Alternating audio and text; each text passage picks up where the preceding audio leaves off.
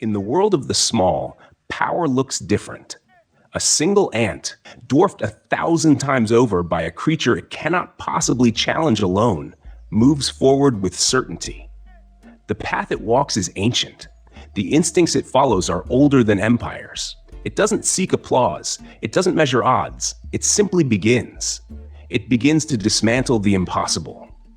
Today, in this overlooked corner of the earth, a cockroach the size of a war machine crawls into view. Massive, hardened, dominant, and yet it trembles. Not because of a predator, not because of poison, but because of the rising tide of unity.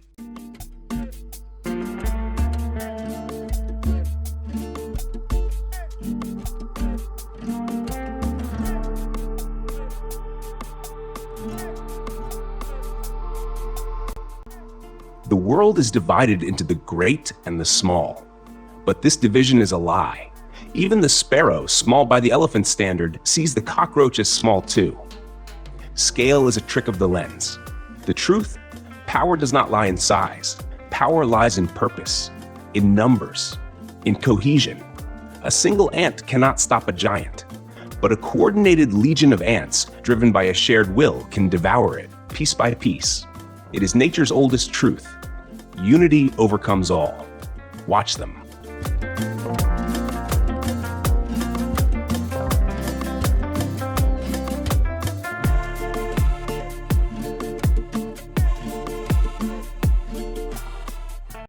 The ants don't argue over who leads. They move together. One climbs the leg, another disables the movement, a third begins the work of disassembly.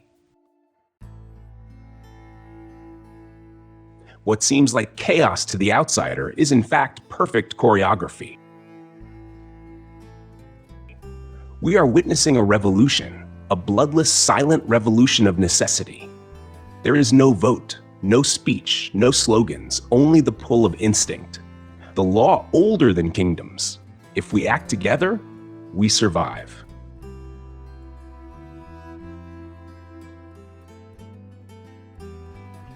Our world, the human one, is structured no differently. Empires are built not by kings, but by the quiet compliance of millions.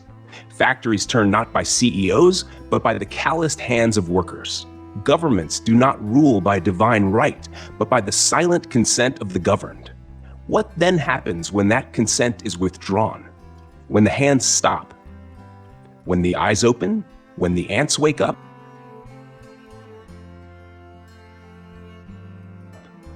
History answers with fire. From the Paris Commune to the October Revolution, from the fall of Rome to the rise of the modern Union, every shift begins not with decree, but with disobedience, and it often starts with someone small.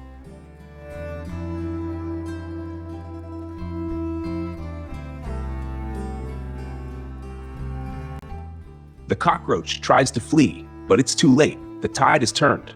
First one ant, then 10, then 100. Its legs, once pillars of dominance, are now pathways for rebellion. Its shell, once armor, now coffin.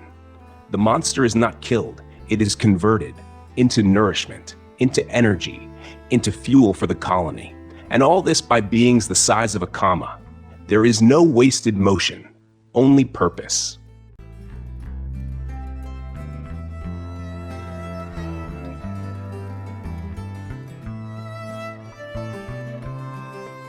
The world has always tried to convince the masses that they are weak, too divided, too small, too busy to matter. But that narrative serves the few, not the many. The truth is, every worker, every nurse, every parent, every builder, every coder, every delivery driver, they are the blood that circulates this system. Remove them, and the system dies. Unite them, and a new one is born.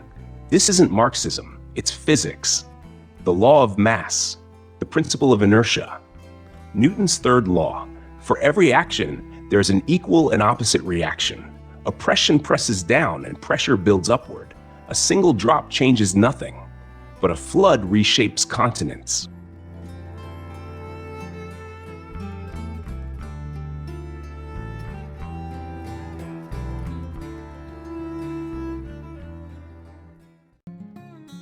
Look again at the battlefield.